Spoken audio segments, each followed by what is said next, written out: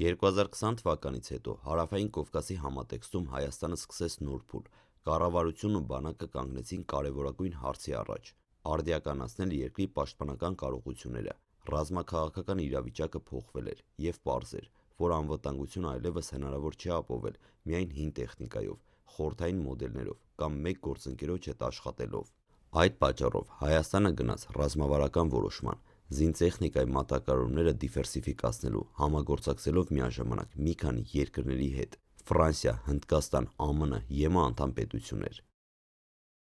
Այս տեսանյութում անդրադառնում ենք այն հարցին, որը հետաքրքրում է շատերին. ինչ զինտեխնիկա է ձեռք բերում Հայաստանը վերջին տարիներին, ինչու հենց այս մատակարարները, ինչ կարողություններ են ստանում զինված ուժերը և ինչ փոփոխություններ կարող են բերել այդ գործարքները երկրի պաշտպանական համակարգի համար։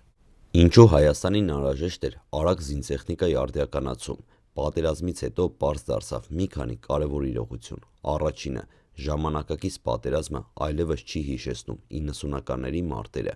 անօդաչուները, հակադրոնային համակարգերը, հրթիռային և հեռահար հրետանին, օդային պաշտպանությունը։ Այս ամենը դարձել է այն առանցքը, որի շուրջ ձևավորվում է բանակի մարտունակությունը։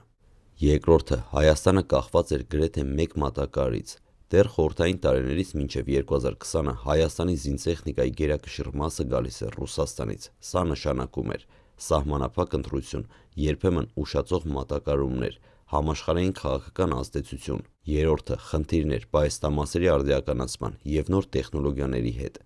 Շատ համակարգեր հնացել էին կամ չէին համապատասխանում ժամանակակից մարտի պահանջներին։ Հետևաբար Հայաստանի համար կենսական դարձավ նոր գործընկերներ ներգրավել և բանակին տալ իրավական, ժամանակակից հնարավորություններ։ Այս պայմաններում միանգամից երկու երկրներ դարձան առանցքային՝ Ֆրանսիան և Հնդկաստանը։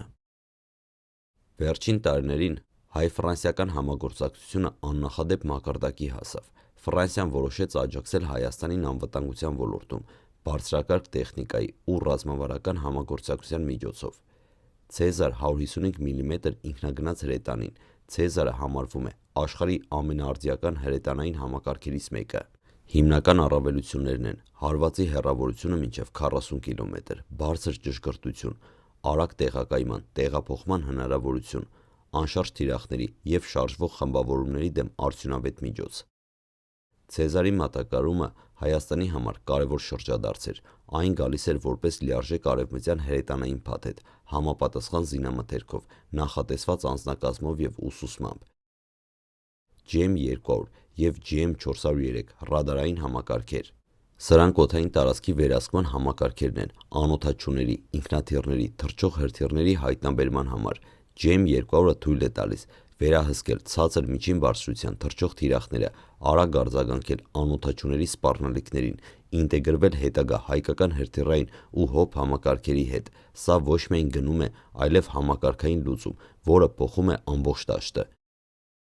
Mistral 3 շարժական ՀՕՊ համակարգը։ Mistral 3-ը համարվում է ամենաարդյունավետ զգացող հետևող համակարգերից մեկը։ Այն կարող է խոցել անօդաչուներ, ուղղաթիռներ, ցածր բարձրությամբ թռչող ինքնաթիռներ։ Ավելին, Mistral 3-ը աշխատում է հակաէլեկտրոնային խափանումների դիմաց կայուն ռեժիմով, ինչը շատ կարևոր է ժամանակակից պատերազմում։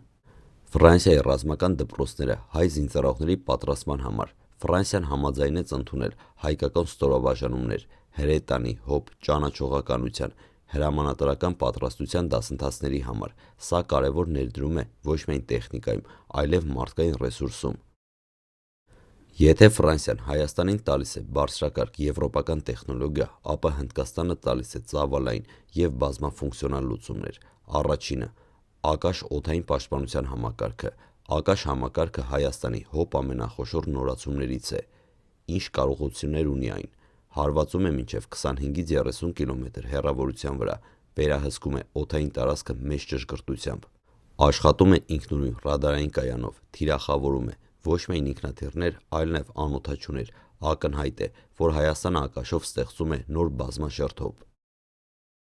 Երկրորդը՝ Ատաքս հրետանային համակարգը։ Ատաքսը հնդկական նոր սերնդի հրետանի է, որը մրցակցում է եվրոպական մոդելների հետ։ Առավելությունները՝ մինչև 50 կմ հեռավորություն, բարձր կրակային արագություն, արտադրական պարզ սպասարկում, թվային կառավարման համակարգեր։ Հայաստանը հետաքրքրվել է ոչ միայն փոքր խմբաքանակով, այլ մեծ ծավալով ձեռքբերման ծրագրով, որը կարող է ամբողջությամբ փոխել հայկական հրետանու կառուցվածքը։ Պինակա բազմաֆունկցիոնալ համազարգային համակարգ։ Պինական համազարգային կրակի համակարգ է։ Հայաստանը օգտագործում է մեծ տարածքների ճնշման համար։ Ինչ կարող է պինական։ 40-ից 70 կմ հեռավորություն տարբեր հրթիռներով, մինչև 12 հրթիռ, հստակ թիրախավորում համակարգչային կառավարմամբ, օգտագործվող ռակետների բազմազանություն։ Պինական այս փուլում համարվում է հայկական բանակի ամենահզոր ազդեցության միջոցներից մեկը։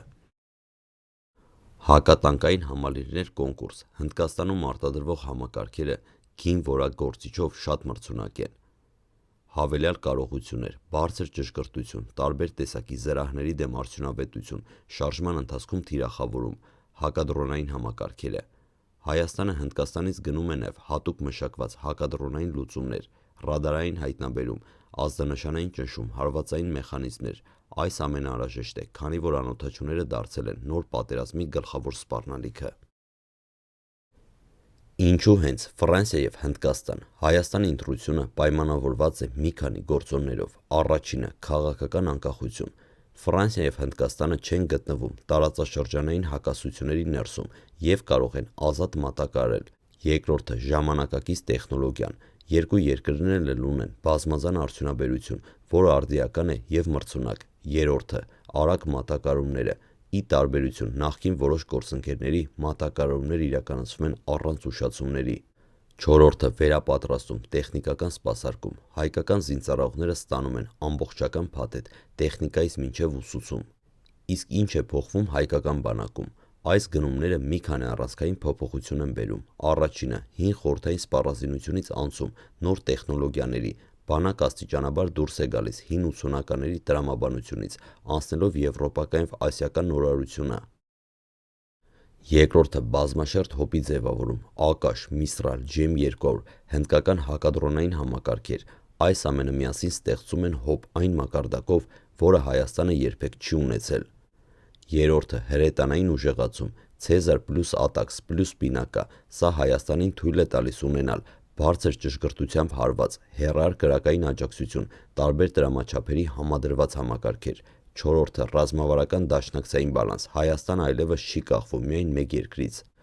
Մասնագետների նոր սերունդ։ Ֆրանսիայում և Հնդկաստանում վերապատրաստվող զինծառայողները ստեղծում են նոր պրոֆեսիոնալ հիմք։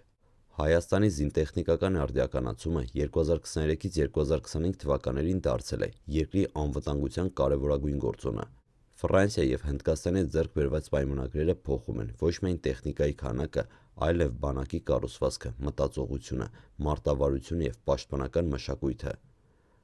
Այս տեսանյութը ներկայացրեց ինչ զինտեխնիկա է ձեռք բերում Հայաստանը, ինչ կարողություններ է ստանում և ինչ ռազմավարական փոփոխություններ են առաջանում։